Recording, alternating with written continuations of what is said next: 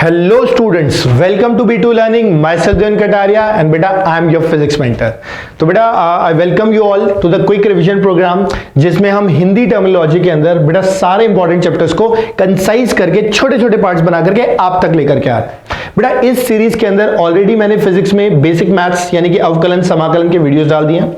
इसके अलावा बेटा गतिकी के भी 2 पार्ट डाल चुके हैं ऑलरेडी, करेक्ट। और अब मैं लेकर के आऊं आपके लिए बेटा तीसरा पार्ट, जिसके अंदर हम बात करने जा रहे हैं गुरुत्व के अधीन गति यानी कि मोशन अंडर ग्रेविटी। और बेटा मेरा रिक्वेस्ट हमेशा की तरह वही रहेगा, please take out your notes copies, अपनी नोट्स कॉपी निकालो और मेरे साथ क्लास की तरह नोट्स बना के आगे बढ़ो। जो क्वेश्चन मैं देता हूं पॉज करके खुद से सॉल्व करो और देखो कि हो रहा है कि नहीं हो रहा है, और बेटा फिर वीडियो को आगे लेकर के चलना है, ठीक है। तो बिना ज्यादा टाइम लिए बेटा स्टार्ट करते हैं लेक्चर के साथ।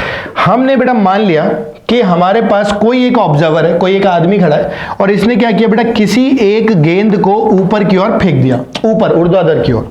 कितनी चाल से फेंका बेटा, इसने फेंका u मीटर पर सेकंड की चाल से। बोले ठीक है सर, इतनी बात समझ आती है। मतलब इसने क्या किया, u मीटर पर सेकंड की चाल से एक कण को ऊपर की ओर फेंक दिया, गेंद को ऊपर की ओर फेंक दिया। अब बेटा जब ये गेंद ऊपर की ओर जाती है तो अगर आप ध्यान से देखोगे तो बेटा जो ग्रेविटी है, ग्रेविटी बोले तो यानी कि जो बेटा गुरुत्वीय त्वरण है, वो गुरुत्वीय त्वरण असल में किस ओर लगता है, जी नीचे की ओर। यानी कि जैसे जैसे ये गेंद ऊपर की ओर जाएगी बेटा, ये गुरुत्वीय जो त्वरण है या गुरुत्वाकर्षण बल है, ये इस गेंद को पकड़ के कहां खींचेगा, नीचे की तरफ खींचेगा। कोई दिक्कत, बोले हाँ। तो इसका मतलब तो ये निकल करके आया कि ये जो चाल हम कह रहे हैं u है ना, ये जो चाल हम कह रहे हैं u बेटा, ये समय के साथ घटती घटती घटती जाएगी और एक समय आएगा बेटा जब ये गेंद क्या करेगी, हवा में रुक जाएगी। कहने का मतलब बेटा इसकी चाल कितनी हो चुकी होगी, इसकी चाल हो चुकी होगी 0 मीटर पर सेकेंड यानी कि 0। अब बेटा क्या होगा, ये गेंद वापस से नीचे आने लगेगी और जब ये वापस धरातल यानी समतल सतह तक पहुंचेगी, जमीन तक पहुंचेगी, तब तक बेटा इसके पास वापस से कुछ चाल आने लग जाएगी और नीचे आते आते बेटा इसकी जो चाल होगी वो नीचे की तरफ कितना हो जाएगा, u। अगर मैं गुरुत्वीय त्वरण की बात करूं तो बेटा अभी भी वो कितना लगेगा, g, अभी भी कहां लगेगा, नीचे की ओर। तो कुल मिला के हुआ क्या, कुल मिला के ये हुआ कि आपने एक गेंद को u मीटर पर सेकंड की चाल से ऊपर फेंका। इसके ऊपर क्या लग रहा था, इसके ऊपर लग रहा था बेटा गुरुत्वीय त्वरण, वो कहां लगता है, नीचे की ओर, जिसकी वजह से इसकी चाल घटते घटते घटते कितनी हो गई, 0 हो गई।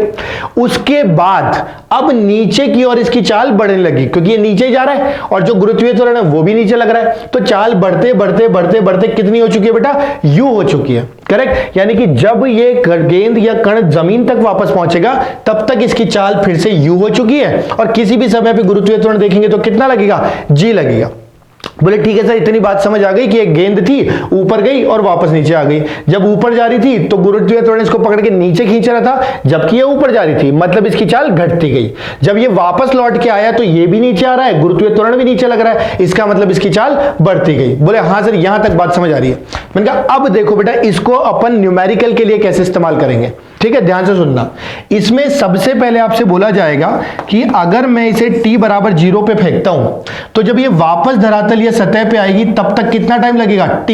इसे कहते हैं बेटा उड्डयन काल यानी कि टाइम ऑफ फ्लाइट। तो अगर आपसे पूछा जाए कि कितने समय में ये वापस लौट करके आ जाएगी या इसका उड्डयन काल कितना होगा, तो उसका पहले सूत्र निकालते हैं बेटा, बिल्कुल आसान तरीके से।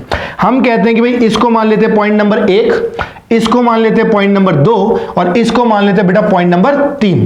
और बेटा हमारे पास जब भी कुछ बिंदु दे रखे होते हैं तो हम किसका इस्तेमाल करते हैं, हम इस्तेमाल करते हैं बेटा गति के समीकरण का, करेक्ट। अब अगर मैं चाहता हूं कि उड्डयन काल निकालूं, ठीक है, ये मुझे दे रखा है और यहां पे मुझे समय निकालना था, तो क्या मैं 1 और 3 के बीच में, किस किस के बीच में बेटा, a और 3 के बीच में एक गति का समीकरण लगाता हूं। बोले सर कौन सा समीकरण, एक काम कर देते हैं, हम लोग लगा देते हैं बेटा v बराबर u प्लस at। बेटा बहुत ध्यान रखना कि जब भी गति के समीकरण का इस्तेमाल करते हो तो जो कोई भी वेरिएबल होगा यानी कि जो कोई भौतिक राशि है उसे विद साइन आपको वैल्यू डालनी पड़ेगी। बोले मतलब ये कि v का मतलब क्या होता है, अंतिम चाल। आप देखो ये अंतिम चाल में u नीचे से जा रहा है, u नीचे का मतलब बेटा क्या होता है, माइनस u। क्यों, क्योंकि जो कुछ भी बेटा ऊपर की दिशा में होता है उसे हम लेते हैं पॉजिटिव, जो कुछ भी आगे की दिशा में होता है उसे हम लेते हैं पॉजिटिव, जो कुछ भी नीचे की तरफ होगा वो नेगेटिव, जो कुछ भी ऑपोजिट डायरेक्शन में होगा वो क्या होगा, नेगेटिव। तो अगर u को देखोगे अंतिम चाल नीचे की ओर, इसलिए माइनस u। बोले ठीक है सर, आगे बढ़ो। अगर मैं स्टार्टिंग की बात करूं, प्रारंभिक चाल देखो कितने से ऊपर फेंका था, u से ऊपर, मतलब पॉजिटिव, तो यहां पे डाल देते हैं बेटा पॉजिटिव। जहां तक बेटा बात करें त्वरण की, कौन सा त्वरण लग रहा है, गुरुत्वीय त्वरण हमेशा कहां लगता है, नीचे, यानी क्या लगाओगे सर, माइनस जी लगाएंगे। मैंने कहा बहुत बढ़िया, लगा दो। और बेटा जो कुल समय है 1 से 3 तक का, उसी को तो अपन ने क्या बोला है, कैपिटल टी, यानी कि क्या बोलेंगे, उड़यन काल। तो यहां से बेटा कैपिटल टी का जो मान निकल करके आएगा वो निकल करके आ जाएगा 2u/g। बताओ बेटा कोई डाउट इसके अंदर? तो यानी कि एक बात तो समझ आ गई कि एक गेंद को अगर u मीटर पर सेकंड की चाल से ऊपर की ओर फेंकेंगे तो ये ऊपर जाकर के जब वापस लौटेगा तो ऐसा करने में इसे कितना समय लगेगा सर, 2u/g लगेगा। बिल्कुल सही जवाब, बिल्कुल सही जवाब। अब इसमें काम की बात, बेटा जितना समय ऊपर जाने का उतना ही समय तो नीचे आने का। तो कोई अगर यदि मुझसे पूछ ले कि नहीं नहीं सर आप पूरा उड़यन काल मत बताओ, आप तो बस ये बताओ कि यहां से अधिकतम ऊंचाई तक जाने में कितना समय लगेगा, तो मैं बोलूंगा भाई अधिकतम ऊंचाई तक जाने का u/g समय लगेगा। बोले अच्छा सर मान लो अधिकतम ऊंचाई से छोड़ दिया जाए तो नीचे आने का कितना समय लगेगा, तो कितना लगेगा, u/g लगेगा। बोले ठीक है सर, अब यहां तक बात समझ आ गई कि ऊपर जाने का समय u/g, नीचे लौटने का समय u/g, टोटल उड़यन काल, कुल उड़यन काल 2u/g। बोले ठीक, बात खत्म, एक पॉइंट अपना डन। ये हो गया अपना मान लो ए पॉइंट। अब अपन बात करते हैं बेटा बी पॉइंट की। तो देखो बी पॉइंट पे जो अपने से पूछा जाएगा ना बेटा, बी पॉइंट पे वो अपने को बोला जाएगा कि भाई आप एक काम करो, हमें तो ये जो अधिकतम ऊंचाई है, अधिकतम ऊंचाई उसका मान बता दो। बोले किसका, अधिकतम ऊंचाई का। मैं बोला ठीक है, अधिकतम ऊंचाई का मतलब मैं क्या कर सकता हूं, मैं 1 और 2 पे समीकरण लगा सकता हूं, 1 और 2 पे। अब आपके दिमाग में आना चाहिए कि सर कौन सा समीकरण लगाओगे। मैं एक काम करता हूं, ये सब हटा देते हैं अपन, ये तो अपन कॉपी कर ही चुके हो बेटा, है ना। वीडियो पॉज करके कॉपी कर लेना, नहीं तो वीडियो बैक करके कॉपी कर लो, ठीक है। और अपन क्या करते हैं, सीधे सीधे अब आते हैं गति के समीकरण पे। अब हम किसकी बात करेंगे, दूसरे भाग की बात करेंगे। दूसरा भाग बोले तो अधिकतम ऊंचाई, यानी कि एच मैक्स। ठीक बेटा, एच मैक्स के लिए मैं एक काम करता हूं, 1 और 2 इन दोनों के बीच में समीकरण लगाता हूं। बोले ठीक है सर कौन सा लगाओगे। मैंने कहा भाई मुझे क्या चाहिए, अधिकतम ऊंचाई चाहिए। मेरे पास अंतिम चाल दे रखी है, कितनी, बोले सर 0। एक काम करते हैं, कलर बदल देते हैं। बोले अंतिम चाल कितनी दे रखी है, 0। प्रारंभिक चाल कितनी दे रखी है, +u। इसके अलावा आपने को क्या ज्ञात करना है, एच मैक्स। समझ गए, मतलब अंतिम चाल, प्रारंभिक चाल और ऊंचाई, यानी कि विस्थापन दे रखा है। तो भाई इसको इस्तेमाल करने वाला कौन सा समीकरण है सर, इसको इस्तेमाल करने वाला समीकरण तो v² = u² + 2as होता है। मैंने कहा बिल्कुल सही बोला, यही होता है। v का मान देखो बेटा, आखिर में ऊपर जाते जाते कितना हो गया, 0 का स्क्वायर। बेटा प्रारंभिक देखो ऊपर की तरफ है, इसलिए क्या लिखना पड़ेगा, +u²। बोले ये भी सही है सर, ये भी सही है। इसके बाद अगर बात करेंगे बेटा, है ना, +u² के बाद अगर बात करेंगे, अरे चल भाई ये रहा u² + 2 की जगह 2, बेटा त्वरण की जगह फिर से क्या लगेगा, नीचे की ओर -g, है ना, क्योंकि नीचे की ओर लगता है इसलिए क्या लिखते हैं, -g। और बेटा विस्थापन देखो यहां से यहां गया ऊपर की ओर, और कितना चला, h चला, तो इसलिए यहां पे विस्थापन कितना हो गया बेटा, h हो गया। अब बेटा अगर ध्यान से देखोगे तो जो h का मान निकल के आया उसको बोलते हैं u²/2g। और बेटा इसी को तो अपन क्या कहते थे, मैक्सिमम, यानी कि अधिकतम ऊंचाई। यानी आपसे यदि कभी बोला जाए कि भाई मैं एक कण को ना u मीटर पर सेकंड की चाल से ऊपर की ओर फेंकता हूं, तो आप बताओ ये अधिकतम कितनी ऊंचाई तक जाएगा, तो अपना उत्तर होना चाहिए बेटा u²/2g ऊंचाई तक जाएगा। कोई दिक्कत, बोले बिल्कुल सही है सर, यहां तक तो कोई दिक्कत नहीं है। यहीं से बेटा एक काम करेंगे, यहीं से ना एक काम की चीज निकालेंगे। क्या काम की चीज निकालेंगे, बोले काम की चीज ये निकालेंगे कि जो u है ना, u इसको अपन लिख देंगे √2gh। और ये बहुत ही काम की चीज है, मतलब ये कि 2g को इधर ले जाओ और फिर इसका वर्गमूल कर दो। समझ गए, यानी कि u का मान कितना निकल के आ गया, √2gh निकल के आ गया। मतलब कि अगर आपने किसी भी कण को h ऊंचाई से छोड़ा, देखो h ऊंचाई से छोड़ा तो नीचे आते आते चाल कितनी थी, u, मतलब √2gh। यानी किसी को h ऊंचाई से गिराओगे तो नीचे आते आते चाल कितनी हो जाएगी भाई, √2gh हो जाएगी, √2gh। बोले ठीक है सर। दूसरी बात, किसी को √2gh से ऊपर फेंकोगे तो कब जाके रुकेगा, h ऊंचाई पे जाके रुक जाएगा। मतलब ऊंचाई का एक सूत्र हो गया u²/2g, और एक अपने पास u निकल के आ गया √2gh। बोले ठीक है सर, यहां तक समझ आ गई। मैं एक बार रिपीट कर देता हूं क्या क्या बताया, आराम से लिख लेना भले नोट बना के।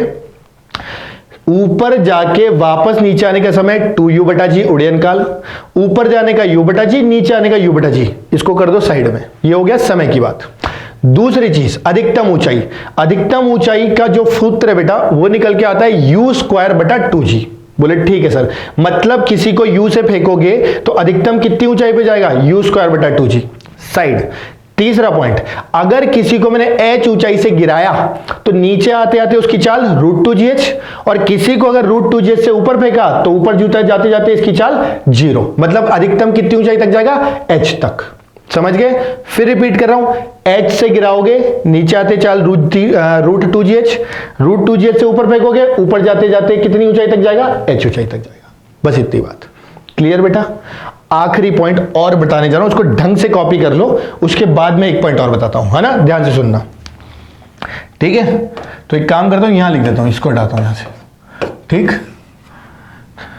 ध्यान से देखो बेटा, जो अगला पॉइंट बताने जा रहा हूं, अगला पॉइंट ये बोल रहा हूं बेटा, अभी अभी एक चीज देखी थी ना कि समय जो उड़यन काल था वो 2u बटा जी था, 2u बटा जी।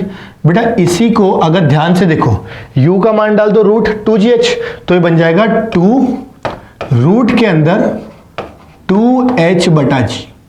बात समझ आती है? u की जगह क्या डाल दिया, √2gh, अपने आप एक जी कट जाएगा ऐसे, और अपने पास किसका कितने का मान निकल के आ जाएगा बेटा, उड़यन काल का √2h बटा जी। यानी कि उड़यन काल का एक सूत्र हो गया 2u बटा जी, एक हो गया 2√2h बटा जी। दो तो सूत्र हो गए उड़यन काल के, एक सूत्र हो गया अधिकतम ऊंचाई का u स्क्वायर बटा 2g, और एक u का हो गया √2gh। बेटा ये तीनों के तीनों आपको मुंह जबानी रटे होने चाहिए। बात समझ आ गई? मुंह जबानी क्या होनी चाहिए, रटे होने चाहिए अच्छे से। ये बहुत बार काम आएगा बेटा, और अलग अलग जगह काम आएगा, पूरे के पूरे गतिकी में, 2D तक भी आएगा, प्रक्षेप्य में भी काम आएगा। समझ गए? तो अगर इतना समझ आ गया तो एक पॉज ले लो, जो अभी तक लिखा है उसको रीड कर लो, उसके बाद बेटा वीडियो को आगे लेके चलना, क्योंकि इसके बाद मैं कराऊंगा आपको कुछ कुछ सवाल। समझ गए बात को? तो बेटा स्टार्ट करते हैं पहले सवाल के साथ। तो बेटा देखते हैं सवाल, ठीक है? तो बेटा देखो, सवाल में हमें क्या बोला गया कि किसी वस्तु को गुरुत्वाकर्षण के तहत, मतलब गुरुत्वीय त्वरण लग रहा है, लंबवत फेंक दिया जाता है। बेटा लंबवत फेंकने का मतलब क्या होता है, देखो ध्यान से सुनना। लंबवत फेंकने का मतलब इतना सा है कि मान लो मैंने एक कण लिया और इसको ऊपर की ओर फेंक दिया, ठीक है, कोई दिक्कत, यानी कि जो भी सतह है उससे 90 डिग्री के कोण पे। अब आपको बोला जाता है इसकी ऊपर की यात्रा के अंतिम 2 सेकंड में तय की गई दूरी बतानी है। मतलब हमें न तो चाल दी गई है, ना हमें कुछ दिया गया। बेटा देखो, जो साधारण सवाल है ना, जिसमें आपको t का मान रखना है 2u बटा जी, या t का मान रखना है 2√2h बटा जी, या फिर हमें बोला जाए कि अधिकतम ऊंचाई u स्क्वायर बटा 2g, या हमें बोला जाए चाल u इक्वल टू √2gh, ये सवाल जो आएंगे उनमें आप सीधे सीधे मान डाल दोगे, मान किसका, u का, g का, h का, फलाना डेम का, और आपको सीधे सीधे उत्तर मिल जाएगा। तो मैं वो सवाल नहीं उठा रहा, मैं वो सवाल उठा रहा हूं जिसमें मुझे लगता है कि शायद आप फंस सकते हो। तो आराम से सुनना सवाल। आपको एक को ऊपर फेंका गया और बोला कि भाई अंतिम 2 सेकंड में हमें क्या चाहिए, अंतिम 2 सेकंड में तय की गई दूरी चाहिए। हमें यह नहीं बताया गया कि कितने से फेंका, क्या हुआ क्या नहीं हुआ। बोले ठीक है सर, अब कॉन्सेप्ट सुनो इसमें। बेटा जब किसी को आप ऊपर की ओर फेंकोगे, ठीक है, आराम से सुनना, तो ये ऊपर जाएगा जाएगा जाएगा जाएगा और फिर लौट करके वापस भी आएगा, कोई दिक्कत। बेटा इतना बात समझो अच्छे से ना, इतना बात समझो अच्छे से कि अगर कोई मुझे बोले कि भाई अंतिम 2 सेकंड में कितनी दूरी तय करेगा, अंतिम 2 सेकंड में, तो क्या मैं ये नहीं बोल सकता कि पहले 2 सेकंड में आएगा ना जो नीचे की तरफ, उसमें भी उतनी दूरी तय करेगा। मेरा कहने का मतलब ऊपर जाने के समय की अंतिम 2 सेकंड और नीचे आने के पहले 2 सेकंड। फिर मैं बता रहा हूं, ऊपर जाने के अंतिम 2 सेकंड और नीचे आने के पहले 2 सेकंड, इसमें तो बराबरी दूरी तय करेगा। बोले हाँ सर, ये बात तो सही लग रही है आपकी सिमेट्री से। बोले तो दिमाग से सुनो आप, है ना, दिमाग से सुनना। जब मैंने कह ही दिया है कि नीचे आने के 2 सेकंड ऊपर जाने के अंतिम 2 सेकंड के बराबर है, तो मैं नीचे आने का निकालता हूं ना। क्यों? क्योंकि भाई नीचे आने वाले के हिसाब से अगर देखोगे तो उसके लिए प्रारंभिक चाल क्या बन जाएगी, 0, और आपको कितने पे निकालना है, t बराबर 2 पे निकालना है। इसके अलावा गुरुत्वीय त्वरण कहां लग रहा है, नीचे, g। तो भाई मैं सीधे सीधे क्या गति का समीकरण का इस्तेमाल कर सकता हूं कि भाई s बराबर ut plus half a t square. आप खुद देखो बेटा, u का मान क्या हो गया, 0, मतलब मुझे u की जरूरत नहीं थी, इसलिए नहीं दे रखा था। जहां तक बात करते हैं बेटा s की, ये तो निकालना ही है। 1/2, जी का मान कितना डाल दे बेटा, माइनस जी को अपन अप्रोक्सीमेटली कितना मान लेते हैं, 10 मान लो, 10 मीटर पर सेकंड, ठीक है। तो यानी हाफ गुणा -10, और बेटा समय अपने को कितना बोला गया, 2 सेकंड का स्क्वायर। यानी कि अगर दिमाग से देखोगे तो 1, 2 और 2 क्या हो जाएगा, कट जाएगा। यहां से आपको दूरी कितनी निकल के आएगी, -20। अब बेटा ऑप्शन में अपने पास +20 भी होगा और -20 भी। अपने को जो उत्तर यानी कि आंसर देना होगा वो देना होगा +20, क्योंकि हमें विस्थापन नहीं, हमें क्या पूछा गया है, दूरी पूछा गया है। यानी पूरा सवाल हल करने के बाद भी हम गलत कर सकते हैं। तो बहुत ध्यान से सुनना बेटा, जब दूरी की बात करता है तो मतलब हमें क्या बताना है, परिमाण बताना है, ठीक है। हमें उसके साइन से लेना देना नहीं है, दिशा से लेना देना नहीं है। हाँ, इसी की जगह विस्थापन पूछ लेता तो फिर मैं कितना उत्तर देता, -20 देता। बात समझ आई बेटा। तो इसमें देखो कौन सा कॉन्सेप्ट लग रहा है, कॉन्सेप्ट ये लग रहा है कि ऊपर जाते वक्त के 2 सेकंड नीचे आने के प्रथम 2 सेकंड के बराबर होता है। तो इसको अगर हम लैंग्वेज में लिखना चाहे बेटा, ध्यान से सुनना, इसमें अगर मान लो लैंग्वेज में लिखना चाहे तो लैंग्वेज में हम सीधे से ये लिख सकते हैं, है ना। आराम से सुनना, इसको मैं हटाता हूं, ये अगर तुमने कॉपी कर लिया तो ये लाइन हटा रहा हूं, है ना, कॉपी कर लेना बेटा, ठीक। ध्यान से सुनना, यहां पे बेटा मैं ये बोलना चाह रहा हूं कि एस बेटा अंतिम n सेकंड किसके बराबर होता है, s प्रारंभिक n सेकंड के।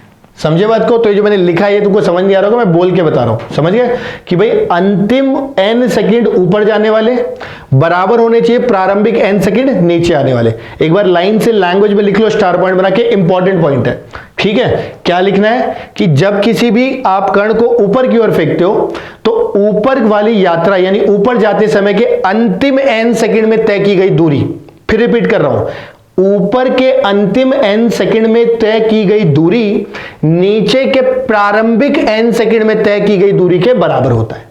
समझ गए। तो जब कभी सवाल में पूछे कि अंतिम इतने सेकंड में दूरी बता दो, दिमाग में फट से घंटी बजनी चाहिए। इसका मतलब नीचे के प्रारंभिक उतने ही सेकंड में निकाल देंगे u0 मान करके, फिर अपना सवाल वहीं पे ढेर हो जाएगा बेटा। बात समझ आती है। तो आई होप ये क्वेश्चन आपको ढंग से समझ आया होगा। अगर आ गया तो फिर वीडियो को आगे लेके चलना, हम चलेंगे अगले सवाल के ऊपर, ठीक है बेटा। नेक्स्ट तो बेटा देखते हैं अगला सवाल। देखो अगला सवाल हमें बोला गया है कि दिखाए गए चित्र के अनुसार, चित्र कौन सा है भाई, चित्र लाओ, ये रहा चित्र, नहीं आया, अब आएगा, ये आ गया चित्र, चित्र चित्र चित्र, ये चित्र बेटा। तो इसके अनुसार बेटा 25 मीटर के एक ऊंचे टावर से, 25 मीटर का टावर बोले तो 25 मीटर का टावर का मतलब होता है बेटा, ऐसे समझो, अरे आ जाए यार क्या ही टंटाबाजी है, कट, दोबारा से शुरू कर रहा हूं। तो बेटा देखते हैं अगला सवाल। देखो अगला सवाल बोला गया बेटा कि दिखाए गए चित्र के अनुसार, यानी ये एक चित्र दे रखा है और इसमें 25 मीटर ऊंचे टावर से, है ना, गुरुत्वाकर्षण के तहत एक वस्तु को लंबवत यानी ऊपर की ओर फेंका जाता है। मतलब अपने को ये सीधे सीधे बोल दिया गया है बेटा, है ना, कि ये जो टावर दे रखा है ये कितनी ऊंचाई का दे रखा है, 25 मीटर ऊंचा दे रखा है। और बेटा यहां पे देखो u बराबर 20 मीटर पर सेकंड से इसको ऊपर की ओर फेंका गया है। तो ये गेंद ऊपर जाएगी जाएगी फिर लौट करके बेटा वापस ऐसे आएगी। तो हमें ये बताना है कि जमीन तक पहुंचने के लिए इसके द्वारा लिया गया कुल कितना समय होगा। कुल मिला के हमें क्या बताना बेटा, इसका उड़ियल काट बताना है। तो देखो अगर जमीन से जमीन तक जाता है यानी ऊपर गया फिर वापस वहीं पे आ गया, तब तो सीधे सीधे 2u बेटा g कर देते। लेकिन बेटा कभी भी अगर कुछ ऊंचाई से फेंका गया, है ना, किसी इमारत से फेंका गया, एक टावर से फेंका गया, तो फिर इसमें थोड़ा सा अंतर आ जाएगा। तो ऐसे केसेस के लिए क्या करना है बेटा, ऐसे केसेस के लिए कोई सूत्र नहीं लगाना, आपको सीधे सीधे बेटा इक्वेशन यानी कि गति का समीकरण का इस्तेमाल करना पड़ेगा कि s बराबर ut plus half a t square. क्या बात समझ आती है। यहां पर s की अगर बात करोगे तो बेटा s कितना, देखो ये ऊपर जाके नीचे आ रहा है, यही ट्रिकी पॉइंट है इसमें, कौन सा, s वाला।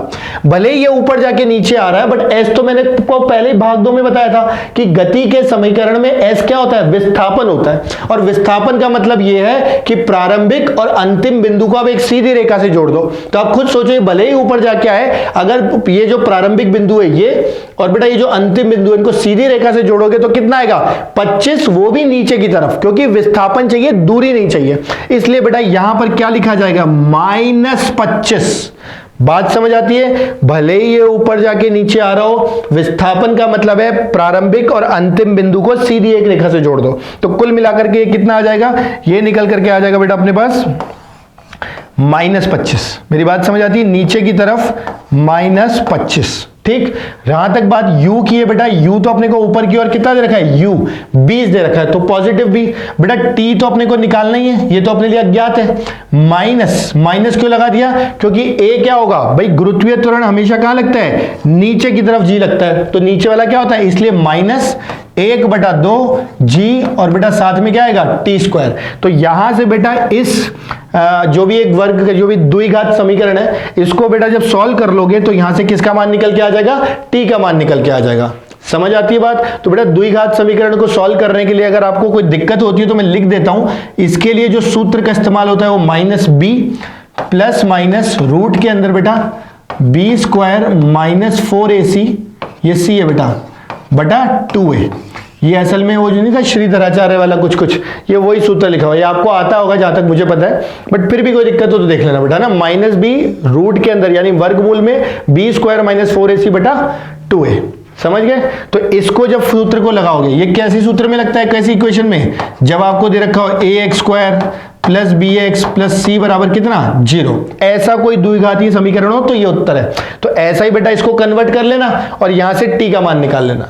कुल मिलाकर के फिजिक्स का पार्ट इतना है कि जब एक टावर या एक इमारत से फेंका जाए, ऊंचाई से फेंका जाए, या जहां से शुरू करता है और जहां गिरता है ना, दोनों के बीच में अगर अंतर दे रखा है ऊंचाई में, तो फिर आपको गति के समीकरण का इस्तेमाल करना पड़ेगा, और कोई दूसरा तरीका आप डायरेक्टली मत लगाना, ज्यादा टाइम लगेगा। इसमें कम टाइम लगेगा। कई जगह ऐसे करते हैं, यहां से यहां तोड़ दिया, फिर यहां से यहां तोड़ दिया, 2 पार्ट में, 2 भाग में, बेटा ज्यादा टाइम लग जाएगा। इसमें टाइम कम लगेगा, ट्राई करके देख लेना।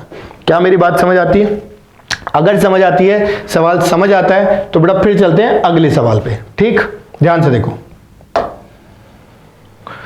बेटा, अगला जो सवाल है, ठीक है, वो आपको ये दे रखा है कि भाई त्वरण 2 मीटर पर सेकेंड स्क्वायर के साथ t बराबर 0 पे एक गुब्बारा जमीन से उठना शुरू करता है। ठीक, अब देखो डायग्राम में देख लेते हैं बेटा, चित्र में साथ के साथ, कि भाई यहां से मान लो ये जमीन है अपनी, और यहां से अपन ने एक गुब्बारा ले लिया, और ये कितने त्वरण से उड़ना शुरू करता है बेटा? 2 मीटर पर सेकेंड स्क्वायर। इसमें गुरुत्वीय त्वरण पहले से मिला हुआ है, कुल नेट त्वरण इसका 2 मीटर पर सेकेंड ऊपर की तरफ है। और बेटा ये क्या करता है? 5 सेकंड के बाद इसमें से एक पत्थर गिराया जाता है, 5 सेकंड के बाद। ठीक, तो यानी बेटा 5 सेकंड बाद तक तो ये यहां कहीं पहुंचेगा। 5 सेकंड में बेटा इसकी जो चाल होगी v, अगर इस पे सूत्र लगा दूं u प्लस at, u का मान कितना है? 0, क्योंकि जमीन से उठना शुरू करता है। तो जो u था प्रारंभिक चाल, वो कितनी थी? 0। तो बेटा a की अगर बात करोगे 2, 5 सेकंड, यानी ये कितने मीटर पर सेकंड से चल रहा है? 10 मीटर पर सेकंड से चल रहा है। बात समझ आती है? इसके अलावा बेटा इस दौरान ये कुछ ना कुछ ऊंचाई तक पहुंच चुका है। कोई बोलता है सर ऊंचाई, तो h बराबर मैं फिर से कितना लिख दूंगा बेटा? ut plus half a² u तो आपका 0 था, जहां तक हाफ की बात करेंगे, हाफ a का बात करोगे तो t, और बेटा t जो दे रखा है वो 5 का स्क्वायर। बात समझ आती है? ये कितना दे रखा है बेटा? 5 का स्क्वायर। यानी कुल मिला के बेटा 2 से 2 कट गया, ये कितना निकल के आ गया? 25 मीटर।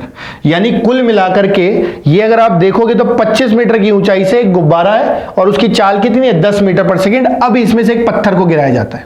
अब आप समझो बेटा, आपसे पूछा है कि जो पत्थर गिराया गया है, इसे जमीन तक पहुंचने में कितना समय लगेगा। आराम से सुनना, है ना। पहले एक बार ये पार्ट कॉपी कर लेना, मैं ये सब हटाने जा रहा हूं, तो कॉपी कर लो, वीडियो पॉज करके, मैं हटा रहा हूं उसको। देखो